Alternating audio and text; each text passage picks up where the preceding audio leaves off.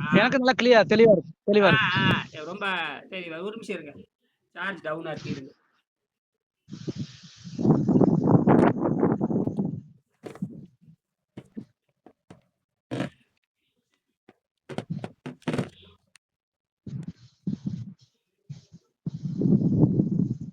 ஆ, இப்ப கேக்குதுங்களாய்யா?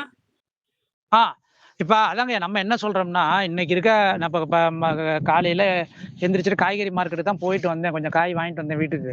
சரி. இப்ப ஒண்ணும் இல்லைங்கய்யா. மாசம் குறைஞ்சபட்சம் ஒரு நல்ல ஒரு 4 பேர், 5 பேர் இருக்க குடும்பத்துக்கு இன்னைக்கு இருக்க விலைவாசி கடுமையா ஏறிருச்சு. காய்கறி விலையும் ஏறிருச்சு.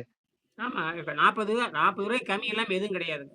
ஆ, ஆமா. காய்கறி விலை ஏறிருச்சு. குறைஞ்சபட்சம் இப்ப ம், நம்ம எப்படி தமிழர்களுடைய அறிவியல் அந்த காலத்துல எப்படி இருக்கு, மெய்யியல் நம்ம நோக்கி நகரணும் அப்படின்னா, ம். குறைஞ்சபட்சம் விவசாயத்த இவங்க லாப நோக்குல கொண்டு போனாங்கன்னா, கண்டிப்பா முதல்ல அழியறது தமிழர்கள் தான். சரி, அவன் அவன காப்பாத்திக்க, அவன் அவன் பொண்டு புள்ளைய காப்பாத்துறதுக்கு முதல்ல நிலத்துல இருந்து எடுக்கணும். சரி. ஏன்னா இன்னைக்கு இன்னைக்கு இருக்கிற பொருளாதார பிரச்சனையில, அ, காய்கறி உற்பத்தி மட்டுமே இங்க பண்ணுனா கூட குறைஞ்சது ரூ. 5000த்துல இருந்து ரூ. 7000 மிச்சப்படுத்திறலாம். ஓ! சரி, த சரி. தனக்கு தேவையான காய்கறிகள், பழங்கள் ஏதோ ஒண்ணு ஒரு மாமரமோ, ஒரு கொடுக்காப்புளியோ, ஒரு ஏதோ சப்போட்டா ஒண்ணு. மரமோ, ஏதோ ஒண்ணு. கண்டிப்பா இன்னைக்கு எல்லா குடும்பங்களுமே பழம் சாப்பிடுறாங்க. காய்கறி சாப்பிடாத குடும்பமே இல்ல. இன்னொன்னு கறி திங்கிறாய்ங்க. அது வேற. அது அது போயிட்டு போகுது. ம். குறைஞ்சபட்சம் இது குறைஞ்சபட்சம் ஒரு ரூ. 7,000ல ஒரு 5 பேர் இருக்க குடும்பம் ரூ. 7,000ல ரூ. 10,000 வரைக்கும் ஆகுது. ஆமா, ஆனால் அத சரி பண்ணணும்னா கண்டிப்பா ஒரு 2, 3 லட்சம் ரூவா வரும். ஆமா. இத முதல்ல அவங்க ம். சரியா பண்ணிட்டாங்க. இன்னும் எதிர்காலத்துல இந்த ரூ. 10,000ங்கிறது குறைஞ்சபட்சம் ரூ. 50,000 மாறும். ஆமா. கட்டாயம் மாறும். கட்டாயம் மாறும். கண்டிப்பா மாறும். பொருள் அப்ப அப்படியே தான் இத இருக்கு. காகித பணம் ஏறு. பொருள் அப்படியே தான் இருக்கும். காகித பணம் தானே விலை ஏறுது. அந்த 1 கிலோங்கிறது 1 கிலோ தான். ஆனா பணம் தானே ஏறிட்டே போகுது. ம், ம். ஆமாங்கய்யா. என்னன்னா உற்பத்தி செலவு ஐயா இன்னைக்கு 1 கிலோ காய உற்பத்தி பண்றதுக்கு அன்னைக்கு அன்னைக்கு கூலி ரூ. 100 இருந்துச்சுங்கய்யா. இன்னைக்கு கூலி ரூ. 700ங்கய்யா. ஆமாமா. உண்மதான், உண்மதான். அப்ப கூலி குடுத்து இவங்களால ஜெயிக்க முடியாது. அதான் நம்ம கமர்ஷியலா நம்மளால நிக்க முடியாதுங்கய்யா. குடுக்க முடியாது. ஆ, அங்க தான் நாம அதனால தான் என்ன பண்ணாங்கன்னா, பெரும்பாலும் மானாவாரிக்கு முதன்மை கொடுத்தார்கள். அது நல்லா புரிஞ்சுக்கணும். அதுதான். ஆனா மானாவாரியை வந்து இவரு மானாவாரி பத்தி தான் பேசுறாருங்க. யாருங்க? நம்ம ஞானப்பிரகாசம் கூட ம். மானாவாரியினுடைய கொள்கை தான் பேசுறாரு. அததான் இந்த வரப்புயர நீர் உயரும்ங்கிறது மானாவாரியில வரக்கூடிய தண்ணீரை சேமிக்க வைத்து, அதிலிருந்து ம். அதாவது அதாவது இயற்கையை வேலை வாங்கணும் நம்ம வேலைக்கு போகக்கூடாதுங்கிறது தான் விஞ்ஞானமே. அதாவது விவசாயம் வந்து அறிவை பயன்படுத்தி இயற்கை நம்ம உழைக்க தயாரா இருக்குது. நீ போய் நோண்டாதேங்கிறாருங்க.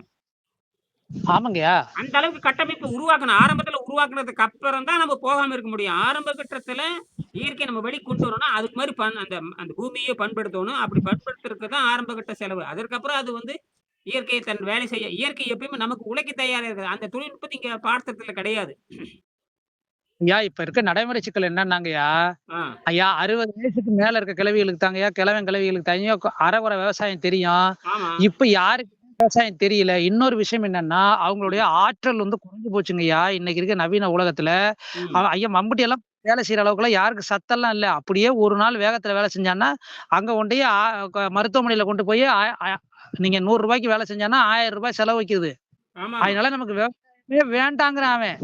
புரியுது, ஆனாலும் புரியுது. சோறு இல்லாம எப்படி அவன் சோறு நல்லா 7 வேளை திங்கிறவன் எப்படி சோறு இல்லாம இருப்பேன்? அப்ப ஆமா. யாரு உற்பத்தி பண்ணா யாரு சாப்பிடுறது? அப்ப இங்க பெரிய கேள்விக்குறி. எப்படி எண்ணெய் பொருளாதாரம் மாட்டுதோ, ம். அது மாரி உணவு பொருளாதாரம் மாட்ட போகுது. ஆமா. அததான் நம்ம தெளிவா சொல்றோம். அது இவங்க யாரையோ கண்மானம். நம்பி யாரோ உற்பத்தி பண்ணி குடுப்பான். நான் தின்னுவுட்டு அலையலாம்னு எல்லாம் அலையுறேன்.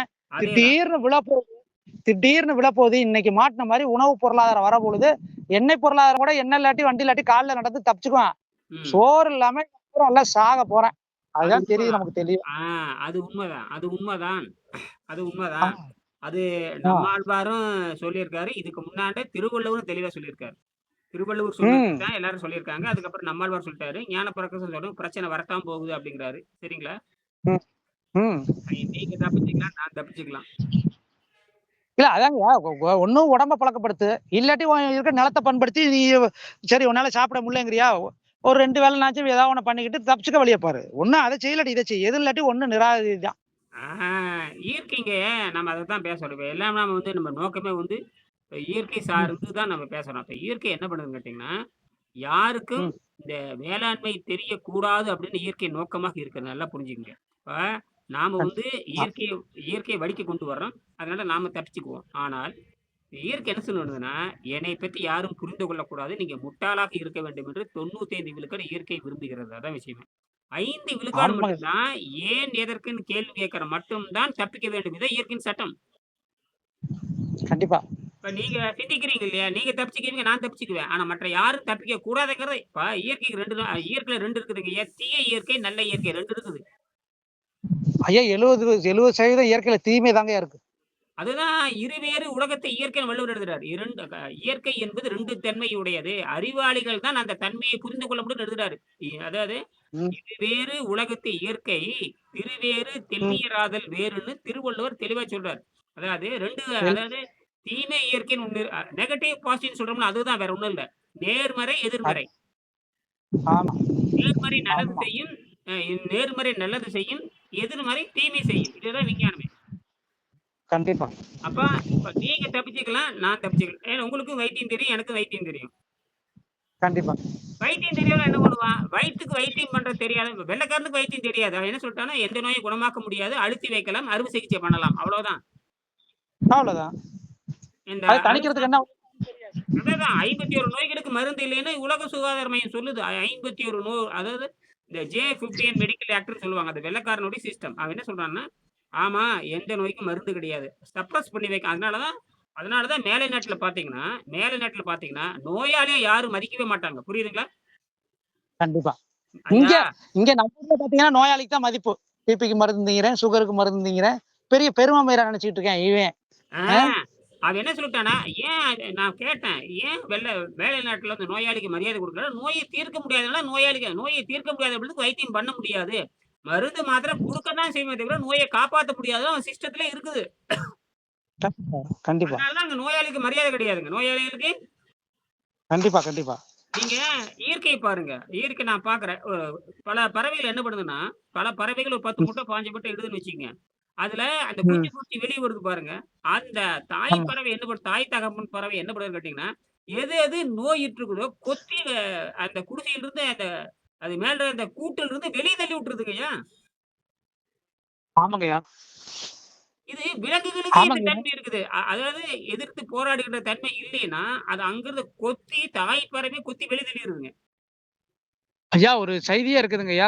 கழுகு தன் கூட்டை கலைக்கிறது போலன்னா, அந்த கழுகு என்ன செய்யுமான்னா, ஆ, அது கரெக்ட்டா அந்த ரெக்கையெல்லாம் முளைச்ச உடனே, ம், 1வது முறை மேல தூக்கி முதல்ல கூட்ட கலச்சு விட்டுருமாம். ஆ, கூட்ட கலச்சு விட்டு, ம், மேல கால்ல புடிச்சு கொண்டு போய் மேல விடுமாம். ம், அது அப்படியே பறக்க தெரியாம கீழ விழுமாம். கீழ வந்தோனே டப்புன்னு திருப்பி புடிச்சு 2வது முறை. ம், திருப்பி கொண்டு போய் விடுமாம். திருப்பி ம், போடும்போது அரையும் குறையுமா ரெக்கைய அடிச்சுக்கிட்டு கீழ விழுவுமாம். கீழ ம், தரையில விழுறதுக்கு முன்னாடி திருப்பி பிடிச்சுக்குமாம். ம், 3வது முறை இருக்கத்திலே உயரமா தூக்கிட்டு போய் விட்டுருமாம். ம், அதுக்கப்புறம் அது ரெக்கைய விரிச்சு பறந்துறணும். ம். பறக்கலன்னா அது அவ்வளோதான் செத்துரும். அவ்வளோதான் செத்துரும். ஆ அப்ப இப்ப 3வது அட்டெம்ப்ட் தான். இது எனக்கு ரொம்ப புடிச்சிருக்குது. இந்த விலங்குகள் இந்த நுட்பத்த கையாள்றது எனக்கு ரொம்ப புடிச்சிருக்குது. ம். அப்ப ஆ. இந்த அறிவு தான் ஒரு மனிதனை அதனால தான் திருவள்ளுவர் வந்து நோயற்ற வாழ்வே குறைவற்ற செல்வம்னு சொல்றாரு இல்லையா? அப்ப ம். நோயற்ற வாழ்வுங்கிறது உலகத்துல கிடையாது. நீங்க நோயற்ற வாழ்வுக்கு போலாம், நான் நோயற்ற வாழ்வுக்கு போயிரலாம். நம்ம தான் ம், நாம ம். தான் இந்த இயற்கை பத்தி பேசணும். மற்ற யாருமே பேச மாட்டாங்க. கண்டிப்பா. இப்ப தமிழ் தேசியத்தையே நான் விமர்சனம் பண்றேன். இந்த 15 நாளா எனக்கு ரொம்ப கடுப்பாயிருச்சு. இவனுங்கள எதுவுமே எல்லாம் பேசுறீங்க, எல்லாம் நுட்பமா பேசுறீங்க. அமெரிக்கா போய் பேசுறீங்க, ஜெர்மன் போய் பேசுறீங்க. எல்லாரும் அறிவாளிங்க தான் இல்லைன்னு சொல்லல. இப்ப பிரச்சனைக்கு தீர்வு சொல்றதுக்கு களத்துல வந்து இறங்கலையே நீங்க. வெறும் புத்தகம் எழுதிட்டே இருந்தீங்கன்னா, ஆனா நம்ம கேட்கிற கேள்வி என்ன? ம். 90% சுகரும், பிபி 120 இல்ல. இது வரவிடாம தடுக்கிறதுக்கு எப்படி? அடுத்த தலைமுறைக்கு வரவிடாம தடுக்கிறதுக்கு என்ன தீர்வு சொல்லு? அந்த தமிழ் ஒரே தேசியம் தீர்வு கேள்வி. சொல்லுங்கய்யா. தமிழ் தேசியமோ தீர்வு சொல்லு. ஏதோ ஒரு மனித தேசியம்னு ஒண்ணு இருக்கு இல்லையா? மனித தேசியம். மனிதன் கேட்கறான் இல்லையா? எனக்கு செலவு கம்மியா இருக்கணும். இவ்வளவு பணம் நோய் வந்துகிட்டே இருக்கு. அங்கதான் ம். அங்கதான் அப்பதான் நான் யோசிக்கிறேன். ஓ! இந்த பாருங்க நீங்க பேசிட்டே இருக்கிறீங்க. ஓ! இந்த நாடக தேசியம் உள்ள புகுந்து கமுத்திட்டு போயிடுச்சு இல்லையா? ம். எல்லாத்தையும் சொல்லி முடிச்சு விட்டான். எல்லாத்தையும் என்ன சொல்லி முடிச்சு விட்டான். கொடுமையா இருப்பாரு. எல்லாரும் அங்க சேர்ந்துகிட்டு இருக்காங்க. சினிமா டிக்கெட் வாங்குற மாரி எல்லா கட்சிக்காரன் அவன் அவன் வூட்ல போய் நின்னுட்டு இருக்கிறான். அடாடா! கொடுமைங்க. அதாவதுங்க உலகத்துல அறிவில் சிறந்த நாடு தமிழ்நாடுன்னா, இன்னைக்கு அவமானத்துல சிறந்த நாடு தமிழ்நாடு. எல்லாரும் போய் அவன் வூட்ல போய் நிக்கிறானுங்க. எல்லாரும் நேத்து வரைக்கும் திமுக நான் கட்சிக்காங்கிறான், அதிமுகங்கிற காங்கிரஸ் எல்லாம் வரிசையில எல்லாம் கான்ட்ராக்ட்காரன் பூரா அந்த கோமாளிகிட்ட போயிட்டு இருக்கான் பாருங்களேன். அப்ப இதுலருந்து என்ன தெரியுதுன்னா, நம்ம தான் விவரமா இருக்கு. இவனுக்கெல்லாம் யாருங்க சமூக புல்லுரிமைகள். எவன் வந்து கட்சி விட்டு கட்சி மாறானோ, எவ்வளோ ஒரு கேவலமா நடந்துக்கிறான் பாருங்க. அப்ப நம்மள தேர்ந்தெடுத்தது எதுக்காக? ம். எல்லாம் சும்மாங்க. அவனுக்கெல்லாம் நமக்கு தெரிஞ்ச ஒரு அரசியல் கூட தெரியல. நமக்கு தெரிஞ்ச நுட்பம் கூட தெரியல. சும்மா எல்லாம் பணத்து பின்னாடி ஓடுறவன்.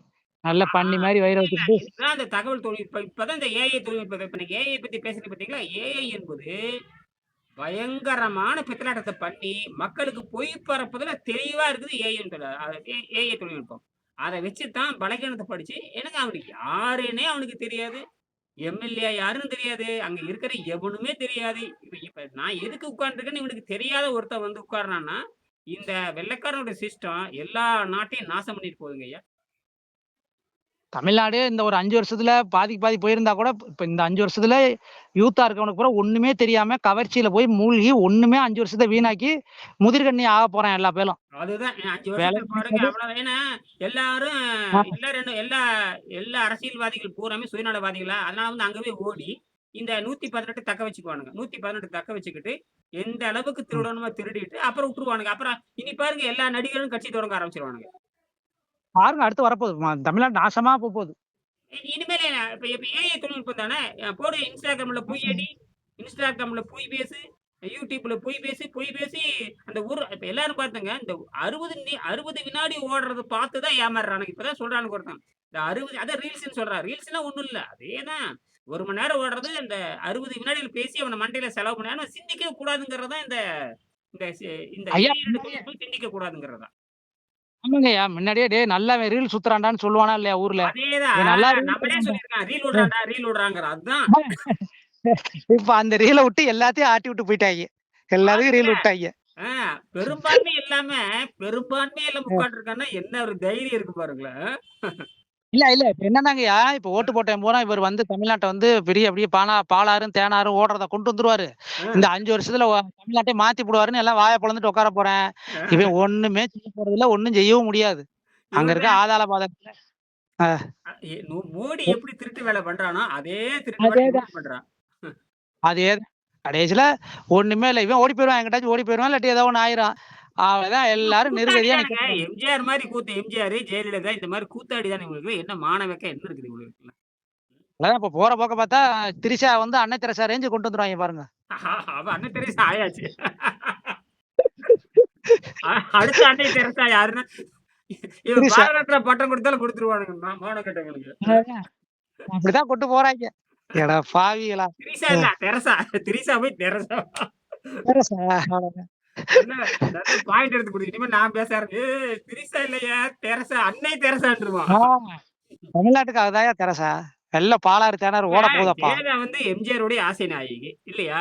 ஆ, ஆ. உலகமே தெரிஞ்சது. அவன் தான் முதல் மேல அதாவதுங்க இவன் இவன் தமிழ் தேசியம் இவன் இவன் எம்ஜிஆர் தமிழ் தேசியவாதியா இருந்தா, ஒரு ஆசை நாயகி வந்து மேல வரலாமா? பாருங்க.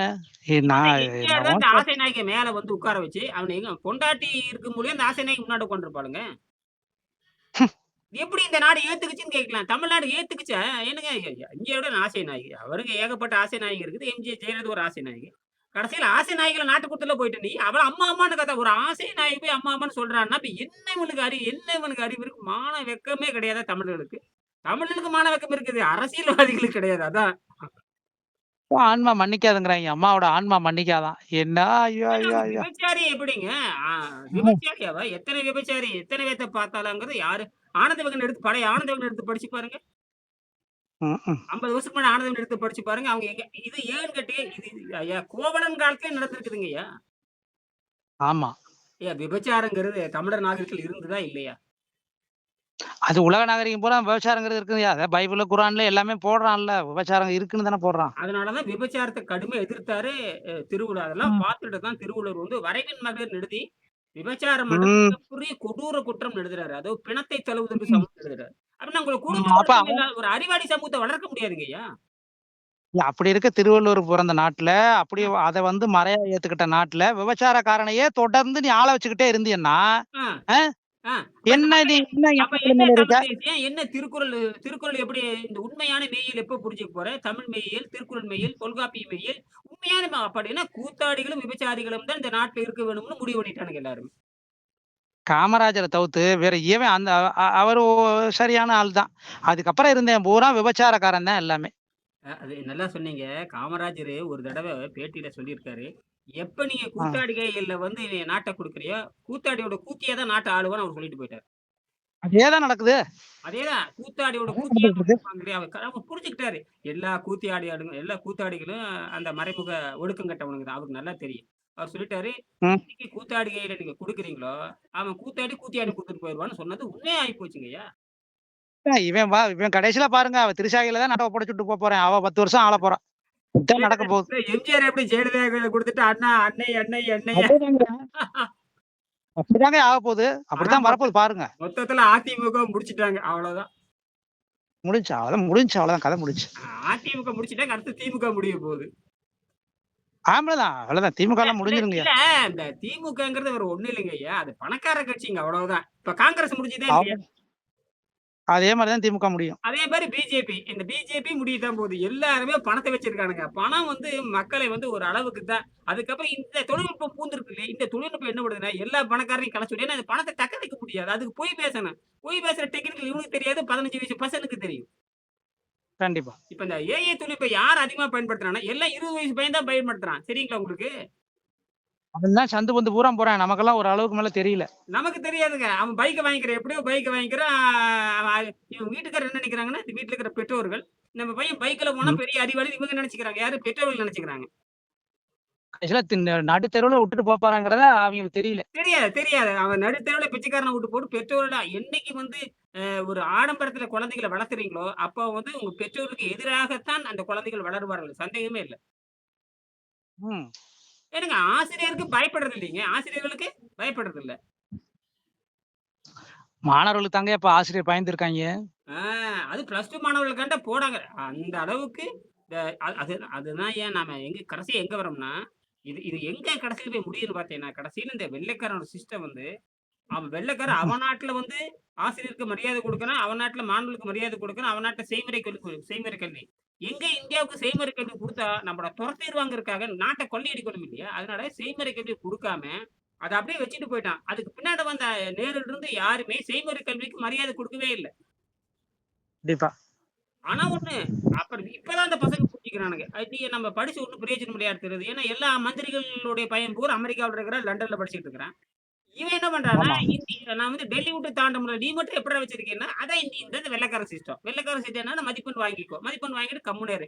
இவனுங்கனால இந்த ஜென்சி புரட்சிகள் ஏன்னா எந்த மக்களை எப்படி வழிநடத்தணுங்கிற அறிவே இல்லாத, வெறும் கம்ப்யூட்டர வச்சுட்டு, நான் வந்து கரப்பான் பூச்சின்னு சொல்லிட்டு வந்துட்டீங்கன்னா, எத்தன நாளைக்கு நீ இப்ப இவன் எத்தன நாளைக்கு ஆளப் போறான்? இன்னொருத்தன் வந்தான்னா அடிச்சு நொறுக்கிட்டு போயிரும். இதே ஏஐ தொழில்நுட்பம், இதே இந்த ஜோசப்புக்கு எதிரா பேசாதுன்னு நினைக்கிறீங்களா? பேச ஆரம்பிக்கும். கண்டிப்பாங்கய்யா. எல்லாம் இது எப்படின்னு கேட்டீங்கன்னா, நீர்க்குமிழி மாரி. வந்தாச்சா, 3:30 மணிக்கு ஓட்டு. அடுத்து இன்னொருத்தன் வந்துருவான். அடுத்தது கார்த்திக் வருவான். இல்ல எவனோ வருவான். அப்ப எத்தனையோ நடிகர்கள் அவனுங்கள பார்ப்பானுங்க. என்னடா இது நல்ல பிசினஸா தெரியுதா? ஒண்ணுமே இல்ல, செலவே இல்லாம ரீல்ஸ் போட்டா போதுமா தெரியும்னு முடிவு பண்ணிட்டாங்கன்னா, இவன முடிச்சிருவாங்க. நடிக்க கூட அரைகுறையா நடிப்பு தெரிஞ்சா போதும். சும்மா அதாங்கய்யா. அவன் போறது அந்த சிஎம்மோட கான்வாய்ல பார்த்துட்டு அப்படி 10 பிளாக் கேட்ஸோட போம்போது, அடேங்கப்பா! ம். என்னடா இது என்ன தேவலோகத்துல இருந்து இறங்கி வந்த மாரி நெனச்சோனே, இவன் தான்டா நமக்கு சரியான தலைவர்ன்னு இவனுக்கு அப்படியே பிளட் வந்து சூடு ஏறுதுங்கய்யா. ஆமா, ஆமா. ஒரு கற்பனை ஆ, வருதுங்கல்ல. நாமளும் இப்படித்தான்டா, நாமளும் இப்படி ஆ, பண்ணிக்கலாமா? ஆ. அந்த கான்வாய்ல போய் இறங்கி, அப்படி இறங்குனோனே பக்கத்துல 10 பேர் பிளாக் காட்ஸ் அவர அப்படியே ஆற தழுவி கொண்டு போய் அப்படியே கொண்டு போறதுன்னு பார்த்த உடனே இவனுக்கு அப்படியே அடேங்கப்பா! எப்பேர்ப்பட்ட தலைவர்றா! இந்திய பிரச்சனையே இவருக்கு தான்டா இவரு நெனச்சாருன்னா முடிச்சு புடுவார்றாங்கிறான்ல. ஆ, அங்க தான் தெரியுது. இந்த எண்ணெய் பொருளாதாரம், சோத்து பொருளாதாரம் தலை எந்திரிக்கிறப்ப எவனா ஒரே ஓட்டம் ஓடிருவானுங்க. அவ்வளவுதான். இந்த அதுக்கு தான் சோத்து நம்ம என்ன சொல்றோம்? 2 பொருளாதாரம் நீங்க கரெக்ட்டா சொன்னீங்க. எண்ணெய் பொருளாதாரம் நாட்ட நாசமாக்க போகுது. உணவு சோத்து பொருளாதாரம் நாட்ட நாசமாக்க போகுது. நல்லா கரெக்ட்டா வந்துட்டீங்க. இது 2 வரணும். கூடிய விரைவில வந்தா தான் இவங்க முகத்திரை எல்லாம் கிழியும். சர்க்கரையும் கிடைக்கக்கூடாது. இவனுக்கு கிடைக்கிற அந்த நியாய விலை கடையில அரிசியும் கிடைக்கக்கூடாது. சர்க்கரையும் கிடைக்கக்கூடாது. எதுவும் கிடைக்காத நிலைக்கு வரத்தான் போகுது. அது நம்ம பார்க்க தான் போறோம். அவ்வளவுதான். நடிக்கிறவங்க கண்டிப்பா எல்லாம் நடிக்கிறவங்க சம்பாரிச்சு குடுத்துருவாங்க. எல்லாத்தையும் அரிசியெல்லாம் நடிச்சு கொண்டு வந்துருவாங்க. குடுறா பாங்கலாம். சரி இன்னைக்கு என்ன அருமையா செய்தியெல்லாம் பேசியிருக்கீங்க. நான் பதிவு பண்ணியிருக்கேன். மக்கள்ட்ட போய் YouTubeல போடுறேன். நம்ம சரிங்க. என்ன பேசுறோம். அதாவது எதுவா இருந்தா சரி. என்னங்க, மக்கள் வந்து அறிவை பயன்படுத்த வேண்டும். ஆ உணர்ச்சிக்கு அடிமையாகக்கூடாது. சொந்த அறிவை பயன்படுத்தி பிரச்சனைக்கு அவன் தன்னுடைய சொந்த பிரச்சனைக்கு தீர்வு காணணும். கண்டிப்பா. அடுத்தவன் நமக்கு உதவி செய்வாங்கிறது கேவலம் இல்லையா? அ கண்டிப்பா, கண்டிப்பா. நமக்கு கை, கால் எதுக்கு எதுக்கு இயற்கை அறிவு ஏனுங்க எல்லா மாடுகளும், ஆடுகளும் தன்னுடைய உழைப்புக்கு தகுந்த மாரி அது எடுத்துக்குது எல்லா ஆடு, மாடு, பறவை எல்லாம் உழைச்சுக்கிட்டு தான் இருக்குது. கண்டிப்பா. நம்ம ஒண்ணு தான் அடுத்தவன் நமக்கு குடுப்பான்னு நெனைக்கிறோம் பாருங்க. இதுதான் வந்து இதுவரை இதெல்லாம் ஏற்றுக்கொள்ள முடியாது. இறந்து வாழ்றது கேவலம்னு எழுதியிருக்காரு. இறந்து வாழ்வது, பிச்சை எடுத்து வாழ்வது கேவலம்னு எழுதியிருக்காரு. இந்த நேரம் மழை எப்படி இருக்கு? இன்னைக்கு மழைய 2 நாளா மழைன்னாங்க. மழை எதும் இருந்துச்சா? இங்கெல்லாம் ஒண்ணுமே இல்லங்கய்யா. மழையே இல்லங்கய்யா. ஏதோ லேசா பேஞ்சதுங்க மழை. இங்க ஈரோட்ல கொஞ்சம் மழை. கொஞ்சம் காட்டுல கொஞ்சம் லேசான மழை. ம், ம், ம். போன வாரம் தாளவாடி போயிருந்தேன். ஒரு 8 நாள் அங்க தங்கியிருந்தேன். காலாவடினா மேற்கு தொடர்ச்சி மலையா? ஆமா, நல்ல மழைப்பொழிவு, பயங்கரமான மழைப்பொழிவு தான். ஆனா யாருமே வரப்பும் கிடையாது. வாய்க்கா ஒரு இடம் வரப்பே அதாவது பல 1000 ஏக்கரா இருக்குதுங்கய்யா. எல்லாம் மழை பெஞ்சிருக்குது. ஆனா ஒருத்தங்கட்ட கூட வரப்பு இல்லைங்கய்யா. ஓ! அப்ப தண்ணி எங்காவது நேரா கடவுல போயி, அந்த பள்ளம் பயங்கரமான பள்ளம்லாம் இருக்குது. அடிச்சு நொறுக்கி டொய்ன்னு அது போயே போயிருது. தடுத்து நிற்கிற எண்ணம் கொஞ்சம் கூட இல்லைங்கய்யா. இல்ல அதெல்லாம் முடியாதுங்கய்யா. அவங்கலாம் அதெல்லாம் நோக்கி நகர மாட்டாங்கய்யா. அவ்ளோ மண்ணுங்கய்யா. அற்புதமான தாளவாடி மண்ணு பார்த்தேன். யானைகள் நெறைய இருக்குது. அங்க இப்போ 8 நாளா அப் தங்கியிருந்தேன். மறுபடியும் ஒரு தடவ போலான்னு இருக்கிறேன். ஆ அ என்ன என்ன நடக்குதுன்னு பார்த்தீங்கன்னா, மண்ணு அற்புதமா இருக்குது. மழை ஓரளவுக்கு பேய்ச்சிருக்குது அங்க. ஈரச்சத்து நல்லா ம். இருக்குது. ஆனா, வரப்பே எங்கேயும் கிடையாதுங்க. என்ன கொடுமையா இருக்குது. என்னடா வ ஏங்க வரப்புயர நெல்லுயிர் வரப்புயர நீருயிர்ங்கிற அறிவு இந்தியாவுல ஒருத்தருக்கும் கிடையாதா? இல்ல தமிழர்களுக்கு கிடையாதா? என்னன்னு ஒண்ணும் புரியலைங்கய்யா. ஒண்ணுமே எனக்கு வேதனையா இருக்கு. காலாவடினா ம். நம்ப அங்க முன்னாடி கூட்டி போனீங்கல்ல அதுவா? அங்கிருந்து மறுபடியும் ஒரு 40 கிலோமீட்டர் அது வந்து கடம்பூரு. கடம்பூர் தான். தாளவாடிங்கிறது ஆ. இந்த சத்தி இருக்கு இல்லையா? சத்தியிலிருந்து மேல போகணுங்க. நாம ஓஹோஹோஹோ! கெமநாயக்கன்பட்டிலிருந்து மேல போனோம். நாம போனோம் இல்லையா? கார் எடுத்துட்டு போனோம் இல்லையா? அது வந்து அதுவும் அதுவும் நல்ல மழைப்பொழிவு இருக்கிற இடம் தான். ஆனா அங்கேயும் வரப்பு கிடையாதுங்க. அது வந்து சமவெளி ரொம்ப குறைவு. நான் சொல்றது தாளவாடி வந்து மேல போய் இறங்குனதுக்கு அப்புறம் சமவெளிங்க. மேல போய் போனதுக்கு அப்புறம் பூரா 1,00,000 ஏக்கர், 10,00,000 ஏக்கர் பூரா காடுங்க. சமவெளி ஓ! காடுங்க. யானை மேயற சமவெளி காடு. அது மலை மேல ஏறி சமம் வந்துருது அந்த இடத்துல. புரியுதுங்களா? மழைப்பொழிவு நல்லா ஓ! இருக்குங்க. வருஷத்துக்கு ஒரு 10 மழையாவது நல்லா பேஞ்சிரும். வருஷத்துக்கு ஆ. கொட்டையில நிறையிற அந்த அளவுக்கு இன்னும் மழைப்பொழிவுன்னு இல்ல. ஆனால் அந்த நீரை தேக்கி வைக்கிற அறிவு அந்த காட்டுவாசிகளுக்கு கிடையாதுன்னு நான் சொல்ல வர்றேன். அதெல்லாம் பண்ண மாட்டாங்கய்யா. ஆமா. ஒவ்வொருத்தரும் 8 ஏக்கரா, 5 ஏக்கரா, 3 ஏக்கரா எல்லாரும் 2, 2 ஏக்கரா வச்சிருக்காங்க. எவன கேட்டாலும் 2 ஏக்கரா இருக்குதுங்கிறான். ஆனால் போய் பார்த்தா ம். ஒருத்தன் கூட அது வரப்பு கிடையாது. அப்ப வரப்பு இல்லைங்கிறான். அப்ப அந்த ஓட்டைய போட்டு தண்ணி எடுத்துட்டு நான் சொன்னேன், "ஏய்யா வரப்பு இல்லாம என்னய்யா ஓட்டை போட்டு தண்ணி எடுக்குறீங்க?" இப்ப என்னன்னா சோலார் போட்டுக்கலாங்கிறேன். சோலார் போட்டா பூமியில தண்ணி இப்ப என்னன்னா எல்லாரும் சோலார் போட ஆரம்பிச்சுட்டானுங்க. அது தெரியுது. எல்லாம் எவன பார்த்தாலும் சோலார் போட்டுக்கிறானுங்க. சூரிய ஆற்றல் போட்டுக்கிறாங்க. ம். ம், ம், ம், நீங்க ம், சூரிய ம். ஆற்றல் போட்டுருக்கிறீங்களா? இல்ல. சூரிய ஆற்றல் இல்ல, கிடையாது. இல்ல, இல்ல. அங்க மின்சாரம் கிடையாதுங்க. அதனால என்னன்னா, எல்லாரும் ஒரு சின்ன வீட்ட கட்டிக்கிறான். மேல சோலார் போட்டுக்கிறான். எல்லாம் 3 ஹெச்பி, 5 ஹெச்பி போட்டுக்கிறானுங்க. அதுக்கு எப்படியோ ம். 3,00,000 செலவு பண்ணி போட்டு அதுல ஓடிட்டு இருக்குது. சரி நான் சொன்னேன், "ஏய் எல்லாம் ரைட்டு தான். எங்கேயாவது தண்ணி நிக்கிறதுக்கு இடம் இருக்கான்னா?" இல்ல. இது எப்படி நீங்க எல்லாம் சிந்திக்க மாட்டீங்களா? தண்ணி அது வருஷத்துக்கு ஒரு 4 மழை பெய்யுது. அது பூமியில நிக்கணுமே இல்லையா? கண்டிப்பா. யோசனை பண்றேங்கிறான். ஆனா எங்கங்க யோசனை பண்ணுவீங்க? நீங்க வரப்பு போடணும். இதெல்லாம் என்ன கொஞ்சம் கொஞ்சமா செய்யணும். அதெல்லாம் அதாவதுங்க நல்லா புரியுதுங்க. இயற்கை வந்து மக்களை புரிய வைக்காம செய்யுது. கல்வியிலும் மக்களை புரிய வைக்கிறதுக்கான வேலை கிடையாது. நீ தான் மதிப்பெண்ணுக்கு மரியாதை கொடுக்கிறப்போ, நீங்க இப்போ ஒரு பையனை வந்து ஒரு திட்டத்த குடுக்குறீங்க. அந்த அந்த பையன் எந்த அளவுக்கு முன்னேறான்னு பார்த்தா பரவால்ல. நீங்க தான் மதிப்பெண்ண குடுத்துடுறீங்கல்ல. மதிப்பெண் வந்ததுக்கு அப்புறம் வாந்தி எடுத்துட்டு போயிடுறான். அவ்வளவுதான். ஆமா. அதத்தான் நீங்க அரசாங்கம் நம்புது. கண்டிப்பா. பட்டதாரிங்கிற என்ன பட்டதாரி? காகித பட்டதாரி உருவாக்கியிருக்கே தவிர, ஒரு பட்டத்த செய்யறதுக்கு தெரியாதுங்க. சாதாரண ஒரு சின்ன ஒரு போட்டு ஒரு வில்லு மாரி செஞ்சு, ஒரு குச்சி செஞ்சு காயத்துல ஒட்ட வச்சு சதுர பட்டம் கூட செய்ய தெரியாதவன் தான் இந்த பட்டதாரியா இருக்கான். பட்டாதாரின்னா 4 இடம் குடுத்து ஒண்ண சரியா தேர்ந்தெடுக்கிறவர் தான் பட்டாதாரி. அ கொடுமை. இந்த மாரி போயிட்டு இருக்குது. எது நம்ம இனியும் தப்பிச்சுக்கலாம், நீங்க தப்பிச்சுக்கலாம். எனக்கு 1 ஏக்கரா பூமி இருக்குது. உங்களுக்கு 2 ஏக்கரா பூமி இருக்குது. அவரு 1 1/4 ஏக்கரா வச்சிருக்காரு. யாரு? ஞானப்பிரகாசம். அவரு 50 வருஷம் ஆமா. இருந்தா இப்ப தலைப்ப மாத்திட்டாருங்க. அதாவது பணத்தை உற்பத்தி பண்ணும் தொழிற்சாலைன்னு தலைப்பு மாத்தி ஓட்டிட்டு இருக்கிறாரு. பார்த்தேன் நானு. சரி. தலைப்ப சரியான புடி மாத்திட்டாரு. புடிச்சிருக்காரு. ஆ. இல்ல தலைப்ப மாத்துனதுனால இருக்கிறவன் 5 காசு, 10 காசு வச்சிருக்கேன் பூரா நிலத்துல போட்டு வெறும் பேல உட்கார்ந்திருக்க போறேன். இப்ப அதுதான் இப்ப என்ன சொல்லிட்டாருன்னா, நிலம் என்பது பணத்தை உற்பத்தி பண்ணி தொழிற்சாலை. நான் 1,50,000 ஏக்கர் வச்சிருக்கேன். எல்லா கடனும் அடைச்சுட்டேன். எல்லா செலவும் இதுல இருந்து தான் பண்றேங்கிறாரு. சரி. நீ வந்து ம். எங்க இருக்கிறீங்கன்னு கேட்டீங்கன்னா, அந்த மழைப்பொழிவு இருக்கிற டெல்டா பகுதியில இருக்கிறீங்க. ஆகையினால உங்களுக்கு எப்படியும் மழையெல்லாம் பேஞ்சிருது. எங்க நாட்டுல வறண்டு போன நாடு. அ கட்ட இங்க வந்து நீ உன் மாரி பண்ணி காட்டுன்னா, அதுக்கு முயற்சி பண்றாரு. இல்லைன்னு சொல்லல. ஆனா என்னமோ இல்ல பண்ற அ அதெல்லாம் அலையறாரு. அதெல்லாம் சும்மா சொல்ல முடியாது. அதெல்லாம் நேத்து கடினமா வரைக்கும் உழைக்கிறாரு. அடிக்கிறானுங்க. நேத்து வீடியோ பார்த்தேன். 12ஆம் தேதி வரைக்கும் நான் பார்த்தாச்சு. 12/6 இன்னும் 2 நாள் பார்க்கல. இன்னைக்கு நாளைக்கு பார்த்துருவேன். ஆனா ஒண்ணுங்க, கடுமையா உழைக்கிறாருங்க. அது தெரியுது. ஆனால் எல்லாருமே பணக்காரன் இப்ப அதாவது அவர் சொல்ற மாரி நீங்க காட்ட மீண்டும் மேல கொண்டு வரணும்னா, ஒரு ஏக்கருக்கு 1,00,000 ம். வேணும். நான் பண்ணும்பொழுதே 1,00,000 ஆச்சு. இப்பல்லாம் 1,50,000 வேணும். கண்டிப்பா, கண்டிப்பா. நீ பணக்காரன் தாங்க முடியும். பூமிய மறுபடியும் டெவலப் பண்ணணும்னா, பணக்காரன் தான் முடியும். இல்லைன்னா அரசு ஊழியரா ஆமாங்க. இருக்கணும்.